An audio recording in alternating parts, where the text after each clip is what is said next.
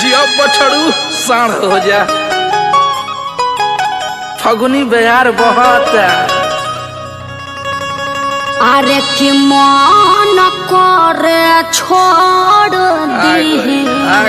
के करे के दिया गाँवे आई कि होलिया में जीजू रह तारे पागल आ गई कार्य गोलुआ ए शुभम बधारी तो हटाई ना बन का गिदर जाएगा किधर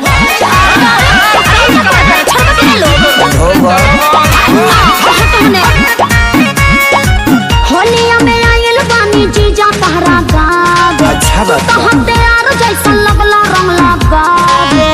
अब आप जीजू थोड़ा रहम कीजिए होलिया में आयल बानी जीजा तहरा गावे तू तो हम तैयार जैसा लगला रंग लगावे मुंह अपन खोल दे हम अरे बस तू बोल दे हम बनत ना अपना के बहुत कुछ घोड़ी पर पिचकारी से चाहे पूरब जइबू हो चाहे पश्चिम जइबू हो भले चली जइबू साली हमार उतर हो तोहर होलिया में रंग जा कबूतर अरे सुना फागुनी बायोरिया से हमारा शरीरिया के हाड़ का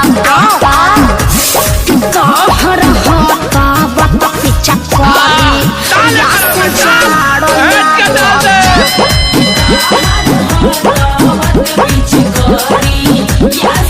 अरे सुमना डिजिटल बहिर चलाई करके अरे फिर चल मोबाइल लो मनाली से ले गई ए साली ने तनियावा आइलो फिचकरिया के भोग लगा ना होलिया में काम करो बड़ाई देवा दिया गावे आई छोड़ाई छोड़ दे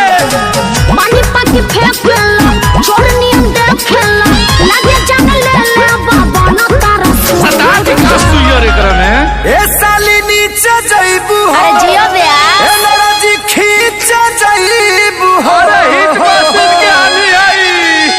ए धन रखी हो बच्चा के यापन बूफर हो तोहर होलिये में रंग जा कबूतर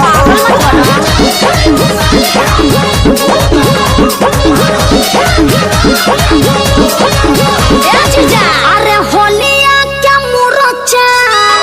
छोड़ा बतानी आवा छोड़ा दी एक कवन हिताई निभावा तानी जीजा